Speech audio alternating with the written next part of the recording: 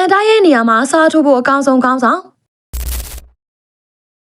လီဗာပူးအသင်းရဲ့ကနဝင်ခေါင်းဆောင်ကြီးစတီဗင်ဂျရက်ဟာအသင်းရဲ့လက်ရှိနောက်ခံလူအီဘရာဟီမာကိုနတေရဲ့စိတ်သက်ပိုင်းဆိုင်ရာကိုအထူးသဘောကျနေပြီးသူ့ကိုဗန်ဒိုင်းရဲ့နေရာမှာအစားထိုးနိုင်မဲ့အနာဂတ်ခေါင်းဆောင်တစ်ဦးအဖြစ်အမွှန်းတင်ပြောကြားလာပါတယ်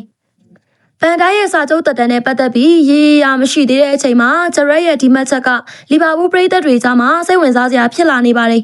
။ဂျရက်ကကျွန်တော်ကိုနတေရဲ့ကစားပုံထက်သူ့ရဲ့စိတ်သက်ပိုင်းကိုပိုပြီးသဘောကျပါတယ်။သူဟာကွင်းထဲမှာတာဝန်ယူမှုပြည့်ရှိသလိုပြိုင်ဘက်တွေကိုလည်းကြောက်ရွံ့ခြင်းမရှိဘဲရင်ဆိုင်တတ်သူပါ။ဗန်ဒိုက်တာအသင်းကနေထွက်ခွာသွားခဲ့ရင်ကိုနတီကအသင်းကိုဦးဆောင်နိုင်မဲ့အရေးချင်းပြေဝရှိပါတယ်လို့ဆိုခဲ့ပါတယ်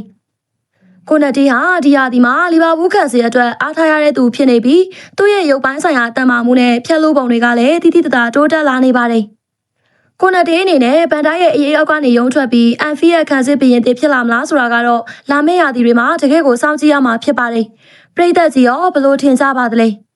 ကိုနတီကဗန်ဒိုက်ရဲ့နေရာကိုအစားထိုးဖို့တကယ်ပဲရေးချင်းပြည့်မီရလားဒါမှမဟုတ်လီဗာပူးအနေနဲ့တခြားနောက်ခံလူသစ်တယောက်ထပ်ရှာတင်သလားဆိုတာကိုကိုယ့်ရဲ့အမြင်လေးတွေကောမမဝင်ရောက်ဆွေးနွေးပေးခဲ့ကြပါအောင်နော်